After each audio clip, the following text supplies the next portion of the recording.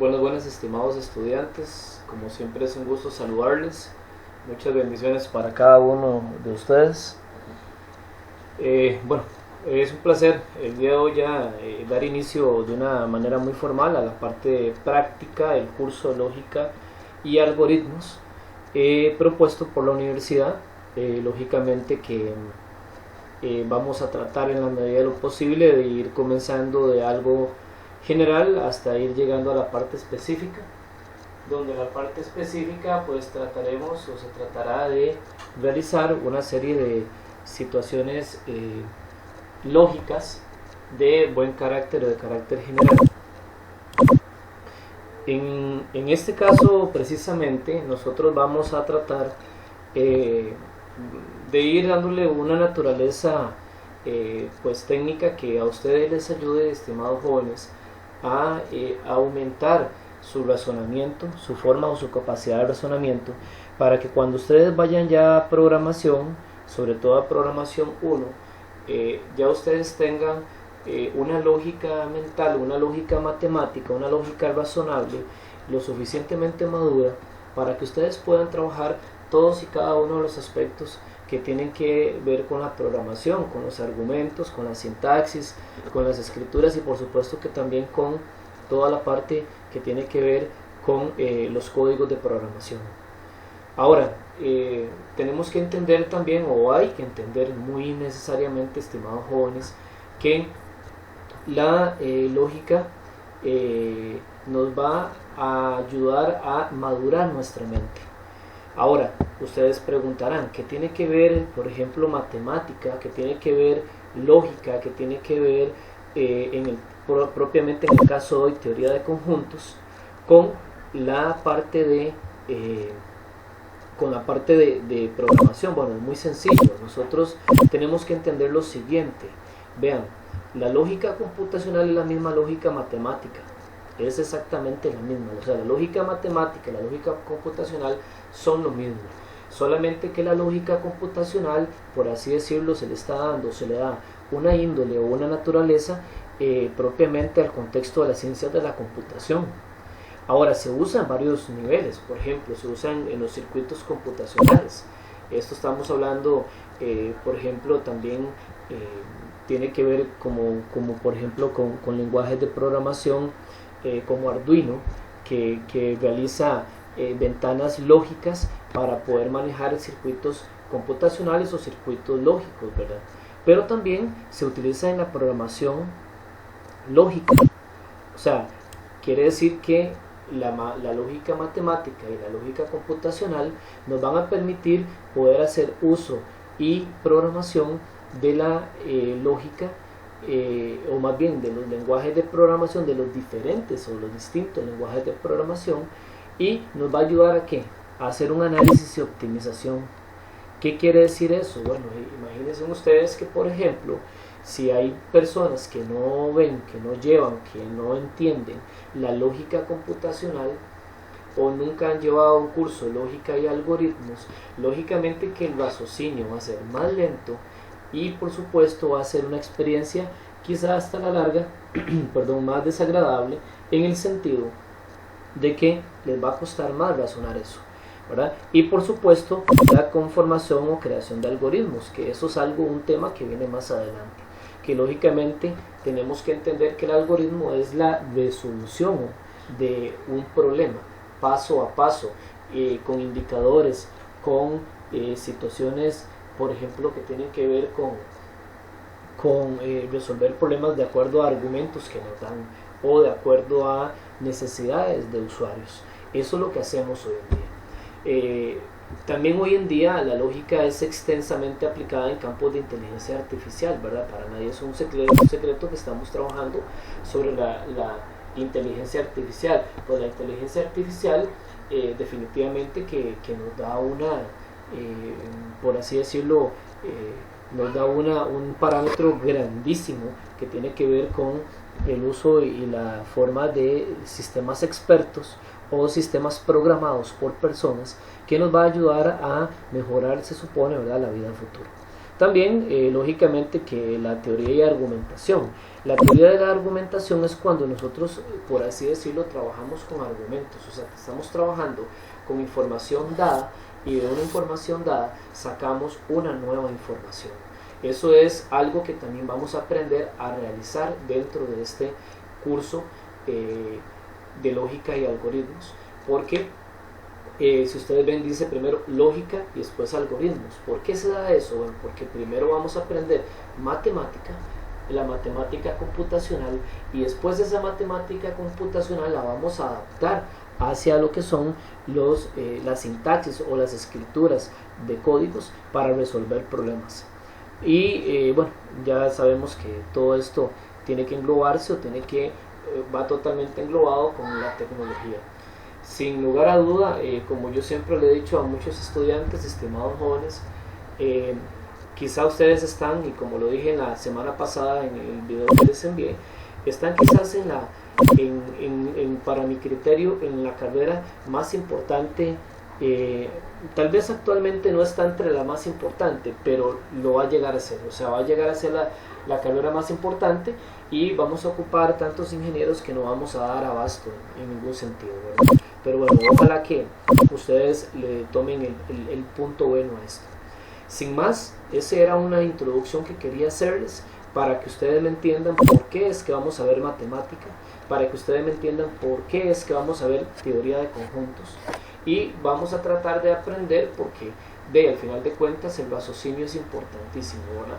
Yo siempre lo he dicho, esta carrera de ingeniería de sistemas conlleva un raciocinio importantísimo. O sea, si una persona no razona, si una persona no medita, no se sienta a pensar, razonar o hacer, definitivamente que tal vez desdichadamente se puede ver envuelto en algunos problemas. Esperemos que no sea el caso de ustedes, ¿verdad? Que ustedes razonen de muy buena manera, por lo menos mediten bastante. Bueno, la teoría de conjuntos. La teoría de conjuntos es una rama de la lógica computacional, o sea, es una rama de la matemática aplicada a la computación. La teoría de conjuntos, a grandes rasgos, lo que vamos a hacer, estimados jóvenes, es tratar en la medida de lo posible de manejar lo que es el razonamiento del comportamiento de conjuntos de información. ¿Por qué? Porque hoy en día, ¿qué es lo que hacen los sistemas informáticos? Bueno, manejar información. O sea, ¿cuál sistema informático hoy en día no almacena, no trabaja, no administra información coherente o necesaria? Básicamente todo, ¿verdad? A la excepción de que sea tal vez alguno por ahí, que sea una pequeña aplicación sencilla que a la larga no ocupe de lo que es manejo de datos. Pero el manejo de datos es importantísimo. Por eso la teoría de conjuntos dice que es la unión de grupo de cosas, colección de objetos o elementos que tienen las mismas características. Por ejemplo, les voy a dar un ejemplo sencillo. Ok, un ejemplo sencillo serían, en este caso, los estudiantes del curso de lógica y algoritmos del segundo cuatrimestre 2020 de la Universidad Internacional San Isidro Labrador. ¿Por qué? Porque ustedes, si se ponen a analizar, la mayoría de ustedes tienen las mismas características en cuanto a profesores, a universidad, a cursos, inclusive a promedios ponderados, y todo lo que tiene que ver con la colección de características que los haga a ustedes elementos o miembros de este grupo, ¿verdad? Hablemos solamente de lógica. Entonces, de lógica, pues imagínense que tienen, por ejemplo, el mismo profesor, tienen el mismo manual de curso, que sería este que estamos utilizando, ¿verdad? Dicho sea de paso, tienen, por ejemplo, van a tener los mismos exámenes, los mismos trabajos. Entonces, esas características de un grupo de objetos, cosas o elementos que tengan características similares es lo que corresponde a la teoría de conjuntos. Entonces, el problema es, o el asunto sería, ¿qué vamos a hacer con la información que ustedes tienen, con las características que ustedes tienen? Nosotros podemos dar muchos ejemplos, ¿verdad? Si yo, por ejemplo, a ustedes en este momento les digo, estudiantes, jóvenes, vamos a ver, un conjunto sería, por ejemplo, las provincias de Costa Rica. Son provincias de Costa Rica, es otro conjunto, y yo le puedo a ese conjunto o sobre ese conjunto hacer una investigación sumamente amplia, porque cada una de las provincias pertenecen al mismo país, están en el mismo territorio físico, tienen administraciones municipales, etcétera, etcétera, o sea, tienen mismas características y le podemos sacar muchísima información a eso, ¿verdad? Por ejemplo, les voy a dar un ejemplo ya más adaptado a lo que es el área nuestra, y lo vamos a hacer con algo que la mayoría de ustedes conocen. Hablemos de Facebook. Okay. Cuando, por ejemplo, Facebook, yo llego y le pago a Facebook para que Facebook, por ejemplo, anuncie mi empresa. Entonces Facebook me va a decir, ok, mira, Michael, ¿dónde quieres vos que anunciemos tu empresa? Entonces yo le voy a decir, por ejemplo, yo quiero que me la anuncie en todo Pérez Celedón y en todo San Carlos. Entonces resulta ser que Facebook va a tomar o va a buscar un conjunto, o en este caso dos conjuntos. ¿Cuáles conjuntos? Las personas que viven en Pérez Celedón o que tienen ubicación en Pérez Celedón, y las personas que tienen ubicación en San Carlos. Entonces imagínense ustedes que ellos lo que hacen es que toman esos dos conjuntos y le envían mi información. ¿Cómo lo hace? Bajo un tratamiento de algo llamado teoría de conjuntos. Espero que me estén entendiendo. Creo que ese es un ejemplo muy sencillo de comprender. Es como también cuando hacemos búsquedas en Google, que la gente dice, qué extraño, me llegó un correo de un anuncio de la Purdy Motor ofreciéndome ventas de carros. Es extraño, pero no es extraño. Tal vez fue que usted hace algunos días estuvo haciendo búsquedas de carros Toyota en Costa Rica. Entonces resulta ser que Google tiene filtrado ese conjunto de información y te envía el correo a la gente que tuvo esas búsquedas. Así de sencillo funciona el mundo de la informática. Entonces la teoría de conjuntos nos va a ayudar a administrar propiamente eso, ¿verdad? Ahora, los conjuntos nosotros vamos a estudiarlos. Los conjuntos, digamos, no es que estudiantes jóvenes, nosotros agarramos un conjunto y simple y sencillamente nada más le decimos, estudiantes de la carrera de Ingeniería de Sistemas del curso de Lógica y Algoritmos, segundo cuatrimestre 2020. No estamos, imagínense ustedes lo que es estar escribiendo ese fragmento, esa gran cantidad de cosas, ¿verdad? Entonces lo que nosotros hacemos que es para estudiar, para sacar algoritmos posteriormente, para realizar estudios exhaustivos en el ámbito informático, nosotros tomamos el conjunto o los conjuntos y los denotamos. ¿Qué los denotamos? Los expresamos de cierta manera. Por ejemplo, yo vengo acá y le digo acá, bueno, el conjunto de estudiantes del curso de Lógica y Algoritmos de la carrera de Ingeniería de Sistemas de la Universidad Internacional San Isidro Labrador, segundo cuatrimestre de 2020, yo simple y sencillamente lo que voy a hacer es que, para no tener que escribir todo eso, ese conjunto lo voy a simbolizar con una letra del abecedario de la A a la Z, cualquiera. Repito, letra mayúscula del abecedario de la A a la Z. Así voy a simbolizar, a denotar ese conjunto. Por ejemplo, aquí lo tenemos muy claro, ¿verdad? Aquí viene, por ejemplo, las letras. Sin embargo, repito, pueden usar cualquiera. Entonces yo, en lugar de escribir, por ejemplo, el conjunto de ustedes, jóvenes de lógica y algoritmos, y todo lo que anteriormente dije, yo nada más le voy a decir, bueno, lo voy a simbolizar con la letra C mayúscula. ¿Para qué? Para darle tratamiento, para hacerle una operación con conjunto, para realizar un análisis, algo analítico que tenga que ver con el comportamiento de ustedes, etcétera, etcétera, etcétera.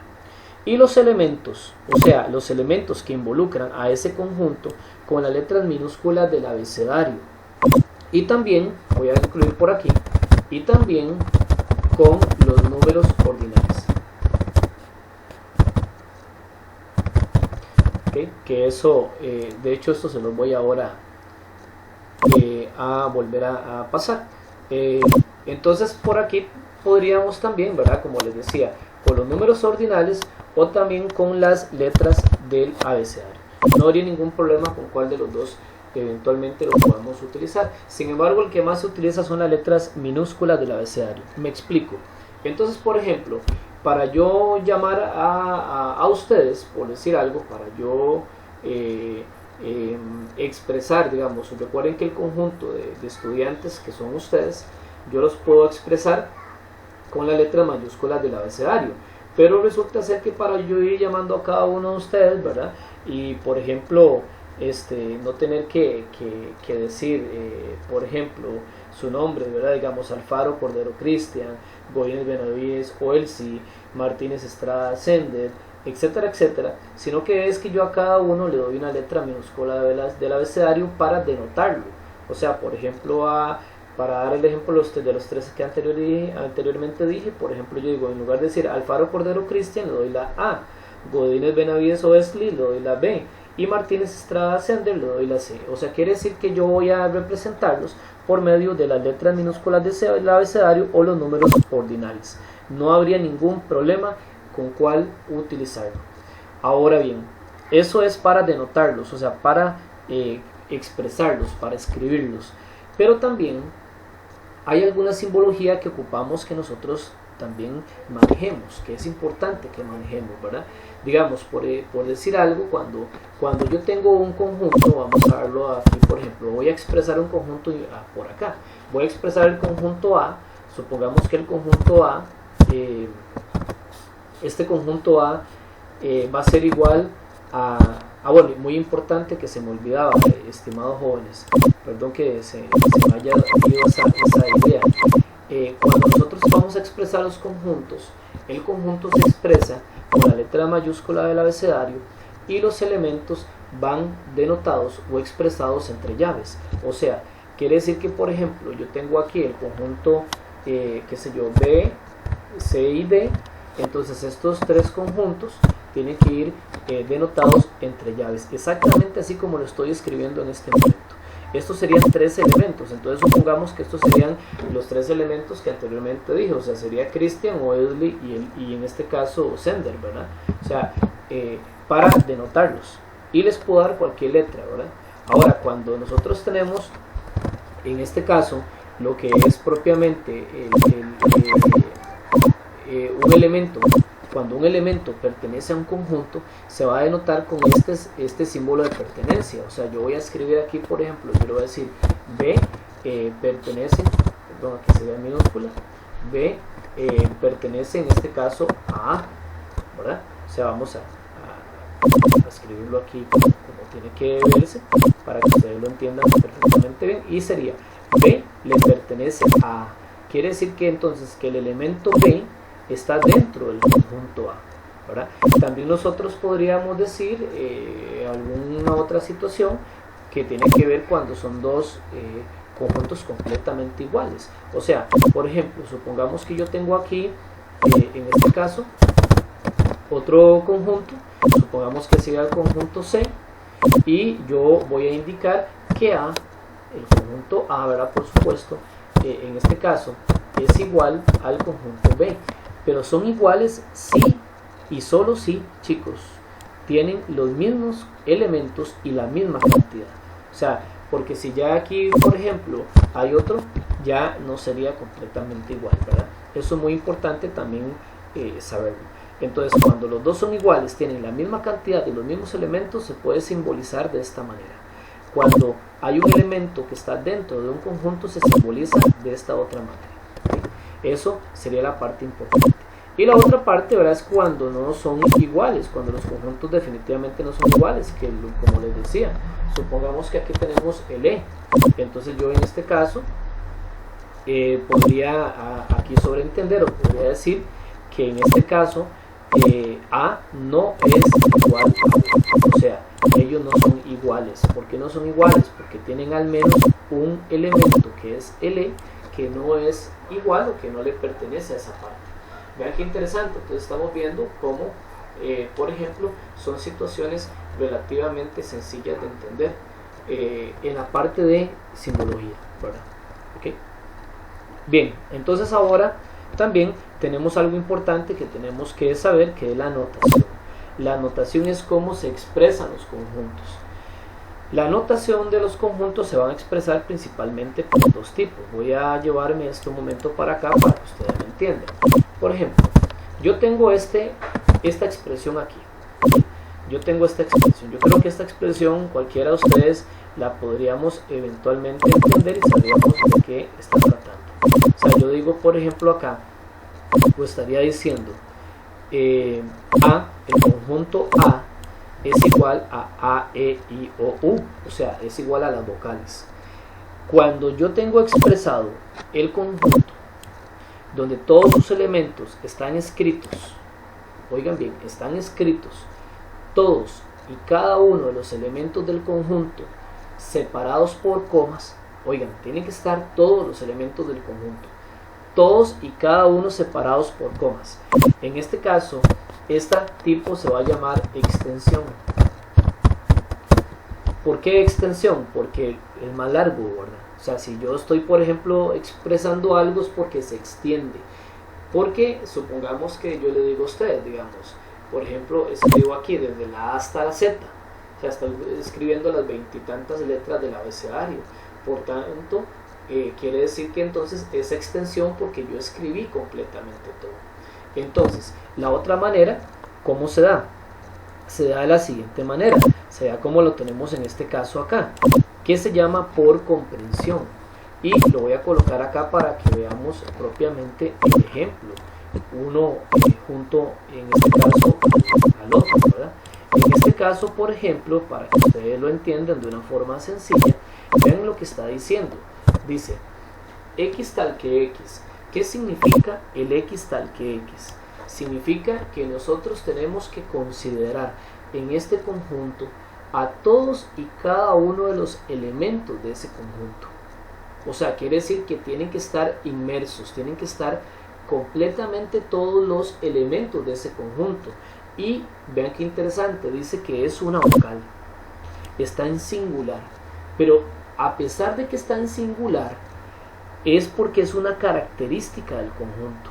Repito, esto que es una vocal significa que es una característica, pero si dice que X tal que X, significa que entonces tienen que nombrar a todos y cada uno de los elementos que tengan la característica de ser vocal. En palabras sencillas de entender, estimados jóvenes, tenemos que mencionar a todos y cada uno de los elementos. O sea, que sería en este caso por comprensión, esta es por comprensión y esta por extensión. Quiere decir entonces que esta es exactamente lo mismo que esta. O sea, son lo mismo. Nada más que esta está por comprensión porque tenemos que tratar de comprender cuáles son los elementos que se involucran dentro del conjunto, y en este caso este está por extensión porque nombré a todos y cada uno de los elementos del conjunto separados por comas. Entonces quiere decir que los dos son iguales. Ahora ustedes dirán, profe, ¿y cómo vamos a aplicar esto? Bueno, muy bien, muy sencillo. Yo a ustedes se los puedo dar a ustedes por extensión y les pido que me lo pasen por comprensión, o viceversa, se los doy por comprensión y les digo que me lo pasen a extensión. Entonces ustedes van a tener la posibilidad de estar jugando por comprensión y extensión, las dos denotaciones o notaciones, perdón, que tienen los conjuntos, ¿sí? Comprensión y extensión. Veamos algo sencillo, ¿verdad? Si yo, por ejemplo, voy a dar otro ejemplo sencillo de entender para que ustedes lo comprendan bien. Si yo vengo aquí y le digo, por ejemplo, B es igual, y yo vengo acá y escribo X tal que X es una consonante. Okay. Estoy diciendo que X tal que X es una consonante. Ok, entonces resulta ser que yo les digo, ¿por qué lo tenemos? ¿Por comprensión o por extensión? Correcto, estaría por, en este caso, por comprensión.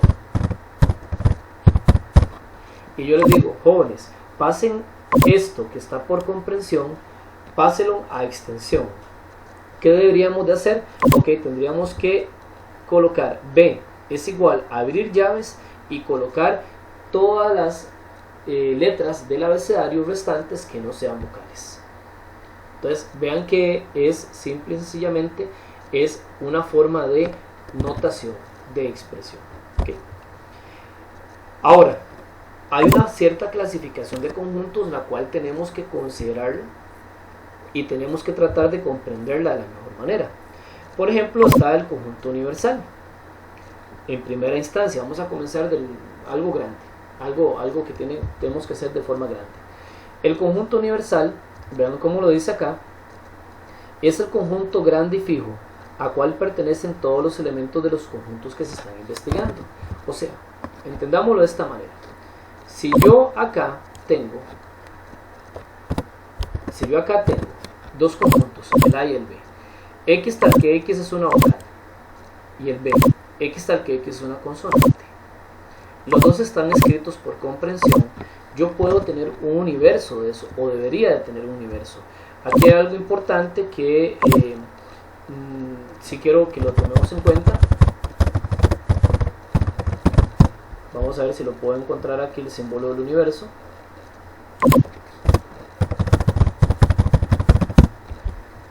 Para colocarlo de una vez. Si es que no está exactamente como yo quisiera que esté la simbología. Vamos a tener que utilizar la U de universo. No pasa nada. Entonces utilicemos en este caso esa. ¿Sí? Que es que el conjunto universal se denota, es como una U, pero tiene unos pequeños ganchos hacia los lados. Hay algunos libros que lo tienen de esa manera, pero también podemos utilizar esta. Entonces no hay ningún problema, usemos esta. Y vamos a colocar lo siguiente. Yo voy a decir X tal que X es una letra del abecedario latino. ¿Okay? Entonces vean lo que estoy diciendo. X tal que X es una letra del abecedario latino. Y en este momento ella está escrita por comprensión. Si yo les pido que lo pasen a extensión, ustedes tendrían que colocar U o el universo es igual, abren llaves, A, B, C, D, E, F, G hasta la Z. Ahora, vean lo interesante. Conjunto A, una vocal. Conjunto B, consonantes. La pregunta sería, ¿estos dos conjuntos pertenecen a este universo? Correcto. ¿Sí? Tanto las vocales como las consonantes pertenecen al abecedario latino. ¿Okay? Por tanto, quiere decir, estimados estudiantes, que el conjunto más grande y fijo al cual pertenecen los conjuntos que se están investigando se llama conjunto universal. Conjunto universal. Así sería como estaría debidamente expresado de esa manera el conjunto universal. ¿Okay? Ahora, la otra parte importante es el conjunto vacío. El conjunto vacío se denota con este símbolo. ¿Okay? Se denota o se escribe con este símbolo. Por ejemplo, yo les puedo decir a ustedes, conjunto L es igual, y abro llaves y voy a decir, por ejemplo, X tal que X es un profesor de biotecnología de la carrera de sistemas de la UICIL. ¿Okay? Entonces, en este caso, por ejemplo, precisamente nuestra carrera, precisamente nuestro curso, ¿sí? No existe un profesor de biotecnología en la carrera de sistemas en la UICIL. Si no hay un profesor de biotecnología, o sea, si lo hubiese, supongamos que lo hubiese, digamos que hay un profesor y ese profesor se llama Eduardo. Entonces, ustedes abren llaves y simplemente escriben Eduardo. Supongamos que él existe, pero supongamos que no hay un profesor de biotecnología en la carrera de sistemas. Por tanto, colocaríamos conjunto vacío. Se puede denotar de esa manera o se puede denotar también, o se puede escribir, en este caso, de esta otra manera. O sea, tienen ustedes posibilidad de escribirlo así, me refiero así, abren y cierran llaves, vacío dentro, o con este símbolo. Una de las dos alternativas. Pueden utilizar cualquiera de las dos, por mí no hay ningún problema.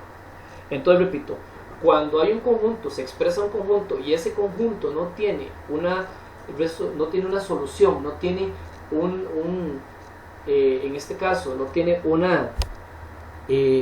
una información veraz, una información correcta, se ubica o se coloca conjunto vacío. Eso sería la otra parte importante. Conjunto infinito. Bueno, conjunto infinito yo creo que ustedes ya lo conocen, ¿verdad? En algún momento dado lo han visto. Por ejemplo, el conjunto infinito, voy a venirme para acá. ¿Okay? El conjunto infinito es, por ejemplo, yo les digo a ustedes, W es igual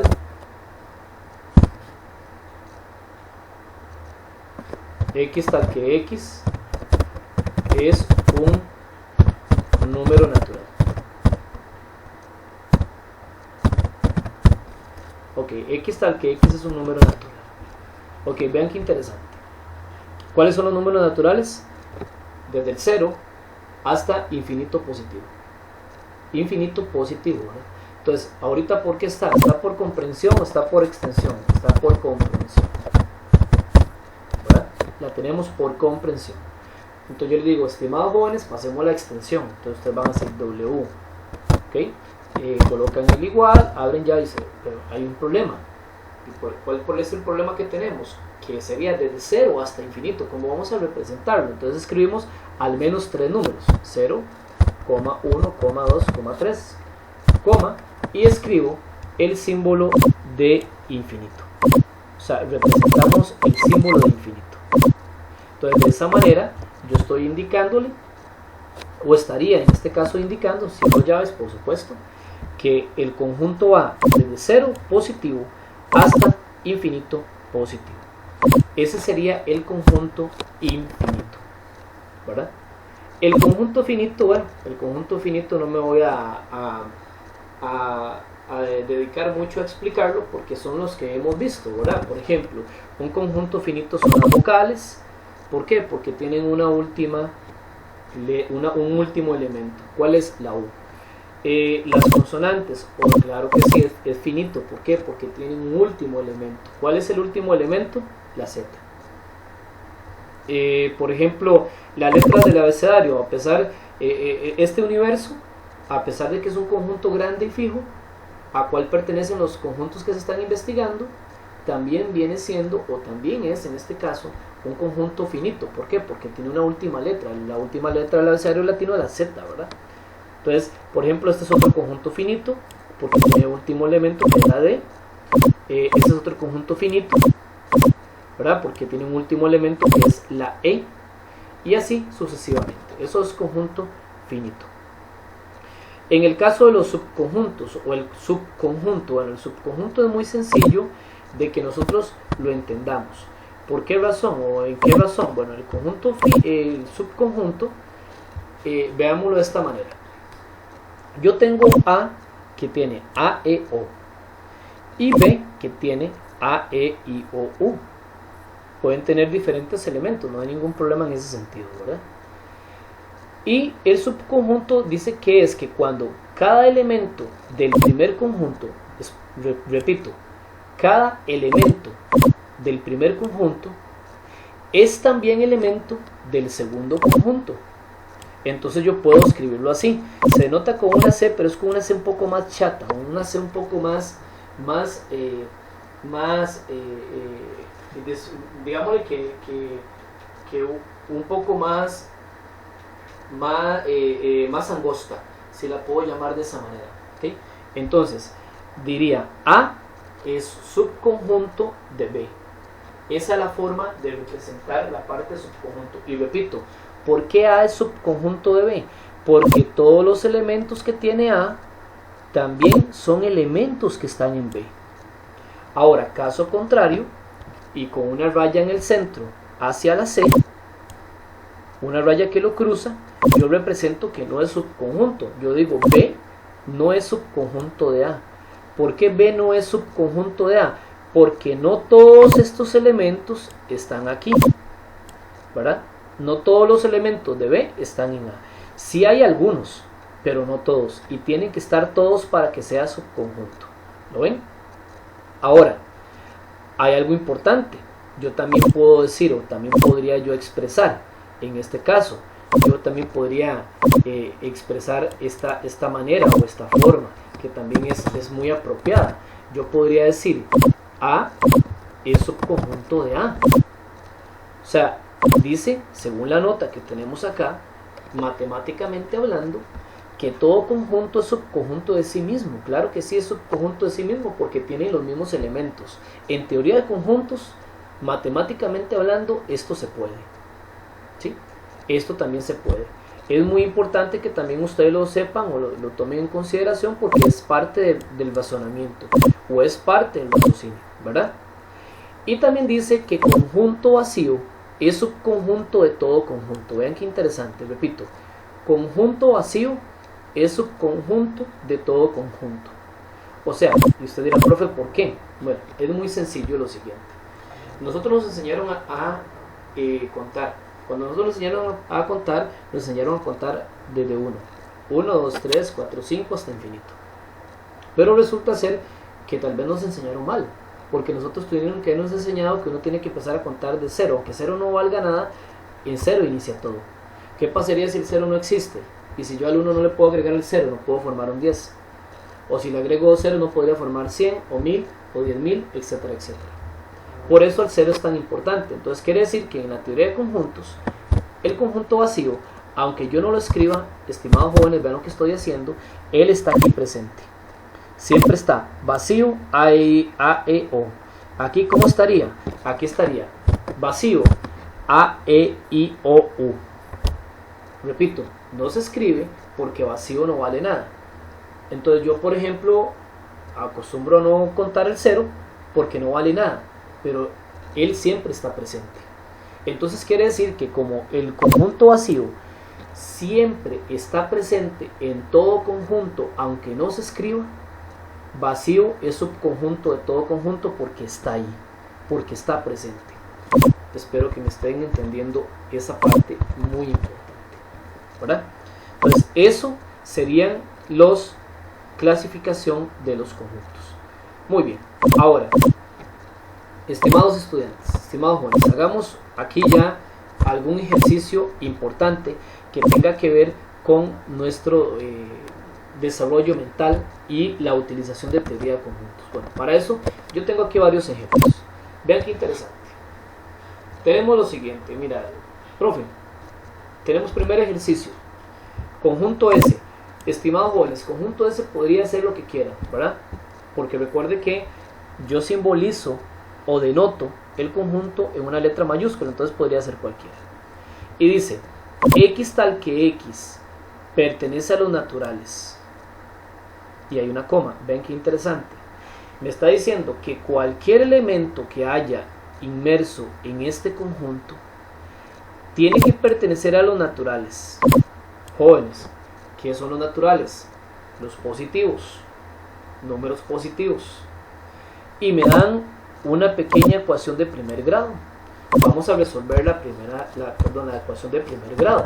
Entonces me está diciendo que ¿cómo resolvíamos una ecuación? Recordemos, estimados jóvenes, materia de secundaria. ¿Cómo se resolvía? Tenemos que dejar la X sola. ¿Sí? Yo no puedo mover la X. Yo puedo mover el número que está a la par de la X. Ahora, es muy importante recordar, ¿verdad? O que ustedes recuerden, en este caso precisamente, que por ejemplo, cuando yo paso, cuando el número está positivo, o sea, cuando el número, en este caso, está positivo, el número va a pasar a resta. Lógicamente, cuando está en resta, cuando el número está en resta, va a pasar a suma. Cuando el número esté en multiplicación, va a pasar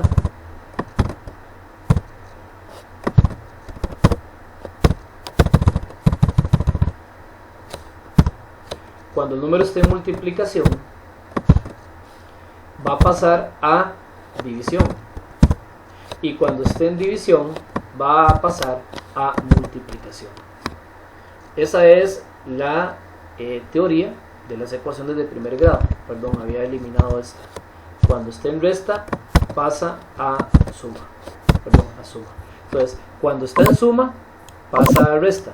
Cuando esté en resta, pasa a suma. Y cuando esté en multiplicación, a división. Y cuando esté en división, a multiplicación.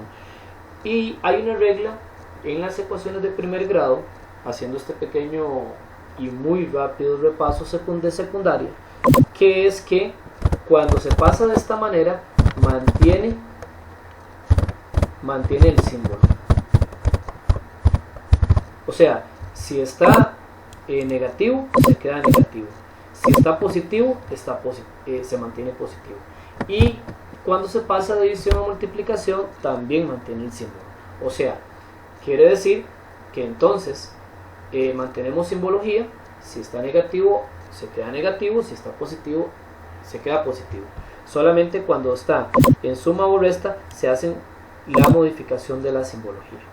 Por tanto, ya habiendo dicho lo que dije, quiere decir que entonces dejamos la x sola, que va a ser igual x, el 20 queda a este lado, va de primero porque tiene una posición ya debidamente efectuada, y el 10, ¿qué tiene el 10 delante? No tiene nada, y eso quiere decir que si no tiene nada está sumando, quiere decir que pasa a restar. Por tanto, entonces yo le digo menos 10, por tanto x va a ser igual a 10. Entonces, ¿qué quiere decir, estimados estudiantes? Que ustedes van a colocar S va a ser igual, abren llaves, le colocan 10 y cierran llaves. Esa sería la solución de ese pequeño ejercicio de teoría de conjuntos mental o de forma mental. Vean que nada más estamos pasando. ¿De qué estamos pasando, jóvenes? Estamos pasando de comprensión y lo estamos pasando, perdón, lo estamos pasando a extensión. O sea, lo estamos pasando de comprensión a extensión. Esa es o sería una forma fácil o sencilla de hacerlo. Ahora, supongamos, estimados estudiantes, que tenemos la de abajo. Sigamos con la de abajo. El ejemplo de abajo me dice h es igual a x tal que x pertenece a los naturales. O sea, quiere decir que esta solución de esa ecuación de primer grado me tiene que dar por fuerza mayor positivo. Vamos a ver si me da positivo. Vamos a ver. Entonces recuerden que la x no la podemos mover, ¿verdad? Entonces yo le voy a decir x va a ser igual. El 8 que tiene delante, una suma, ¿verdad? Entonces pasa a restar, le voy a decir 5 menos 8. Entonces quiere decir que x va a ser igual a ¿cuánto? A menos 3. Yo pregunto, ¿me dio positivo? No me dio positivo, porque me decía que debía pertenecer a los naturales. Por tanto, no me dio positivo. Como no me dio positivo, entonces ustedes van a decir h es igual a conjunto vacío. Me dio vacío, no tiene solución. Esa expresión de comprensión a extensión no tiene o no posee solución. Por eso me dio vacío. ¿Ven? ¿Qué debería pasar aquí? Bueno, es muy sencillo, estimados jóvenes. Aquí debería decir que x tal que x pertenece a los z negativos, irracionales negativos, o racionales en este caso, negativos. O sea, ¿qué quiere decir? Quiere decir que entonces, si esto dijese lo que acabo de cambiar, entonces quiere decir que sí habría que escribir menos 3. ¿Lo ven? Así de sencillo. Razonamientos lógicos. Estamos tratando de pulir nuestro cerebro, de irlo quitando un poco de tela de araña, ¿verdad? Y podemos pasar de comprensión a extensión sencillamente con razonamientos en la parte de la teoría de conjuntos. Siguiente ejemplo. Vean este ejemplo. Me dice X tal que X pertenece a los naturales. O sea, quiere decir que esto que tenemos acá me tiene que dar por fuerza mayor positivo. Ahora, ¿qué recomiendo cuando expresamos, o cuando tenemos que expresar, perdón, un raciocinio como este? Nos vamos a ubicar en el X. ¿Por qué en el X? Porque el X son los elementos. Y me dice, esos elementos que interactúan aquí son mayores a 8, pero esos elementos son menores a 12. Repito, los elementos son mayores a 8, pero los elementos son menores a 12. Por tanto, yo tengo que escribir L es igual, abro llaves, ¿qué número es mayor a 8? 9. Y me dice menor a 12, entonces quiere decir que son 9, 10 y 11. Los elementos son mayores a 8, o sea, a partir de 9, y menores a 12, o sea, quiere decir que hasta el 11, perdón. Esa sería una forma u otra forma de pasar de comprensión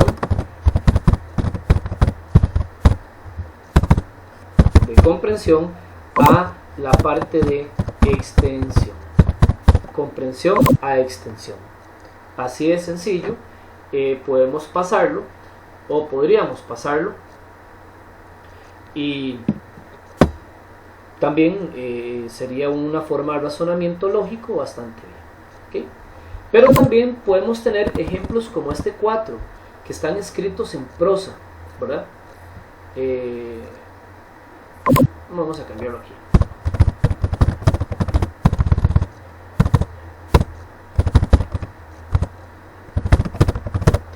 Supongamos que tenemos esto, X tal que X es una provincia de Costa Rica. O sea, algo más sencillo que inclusive lo de arriba, porque lo de arriba tenemos una agrupación de elementos y tenemos ecuaciones de primer grado, ¿verdad? Algo sencillo de hacer también. Sin embargo, también podríamos tener una expresión como esta, que me diga X tal que X es una provincia de Costa Rica. Entonces, estimados jóvenes, ¿qué tenemos que hacer? P es igual, abro llaves. Ahora, recordemos aquí algo muy importante. X tal que X quiere decir que son todos los elementos. Y son todos los elementos que contengan la característica de ser provincia de Costa Rica. O sea, quiere decir que aquí tenemos que escribir San José, Cartago, Alajuela, Heredia,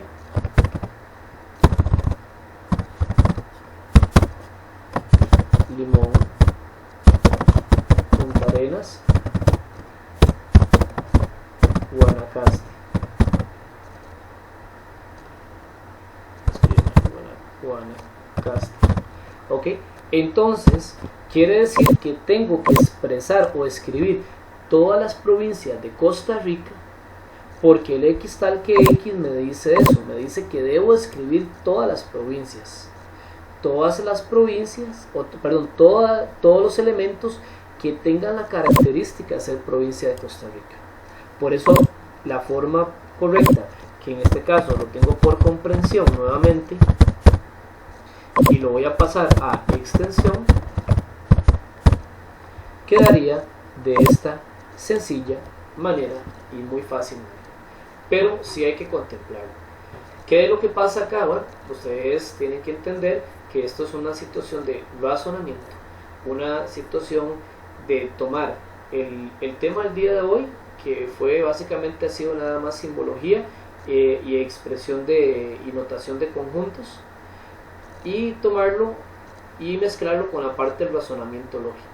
Entonces vea que estamos haciendo dos cosas al mismo tiempo. ¿Qué tienen que hacer ustedes, estimados estudiantes?